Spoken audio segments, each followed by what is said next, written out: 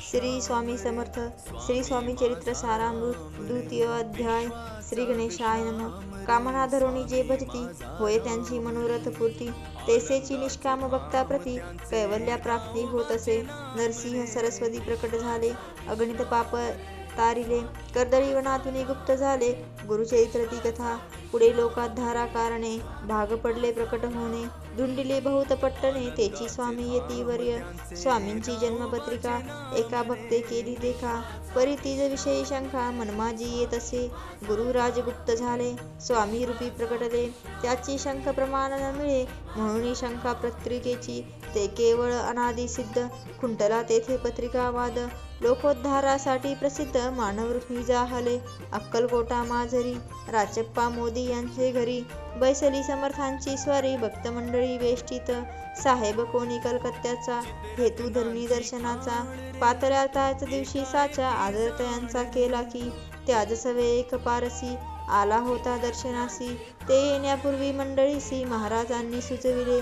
3 खुर्च्या आणून बाहेरी मांडा म्हणती एके हरी. दोघांनी बैसवून दोहेवरी तिसरीवरी बैसले आपण. पाहोनी समर्थांचे तेज उभयंत्यासी वाटले चोच. साहेबाने प्रश्न केला सहज आपण आला कोठूनी. स्वामींनी हास्यमुख करुनी उत्तर दिले तया लागुनी. आम्ही कर्दळी वनातून प्रथमारंभी निघालो. मग पाहिले कलकत्ता शहर. दुसरी नगरे देखील अपूर्व. बांगलादेश समग्र आम्ही असे पाहिले. घेतले कालीचे दर्शन. पहिले गंगा तटाक पावन. नाना तीर्थे हिंडून हरिद्वारा परती गेलो. पुढे पाहिले केदारेश्वर. हिंडलो तेथे समग्र. ऐसी हजारो हजार नगरे आम्ही देखिली.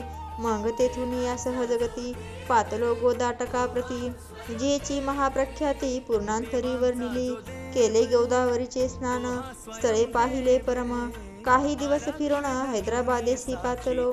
येऊन या मंगळ वेळ्यास बहुत दिवशी केला वास. मग येऊन या पंढरपुरास स्वच्छेने तिथे राहिलो.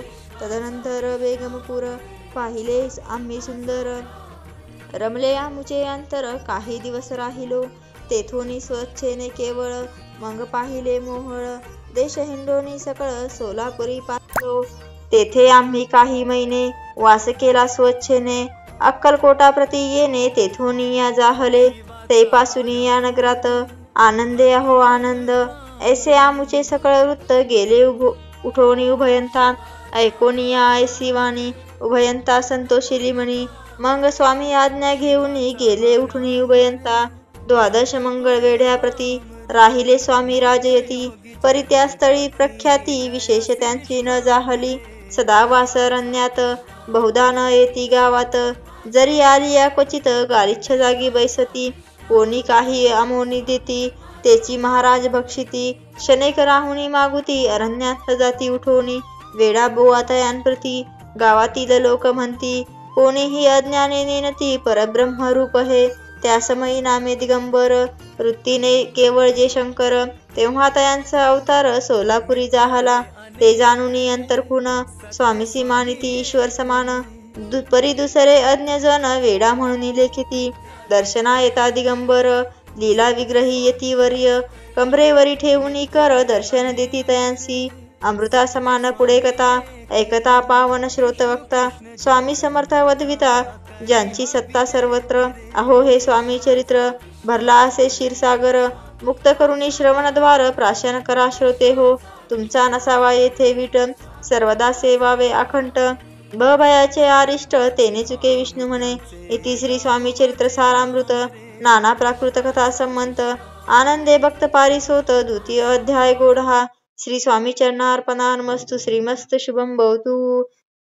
अवधूत चिंतन. श्री गुरुदेव दत्त. श्री स्वामी समर्थ महाराज की जय.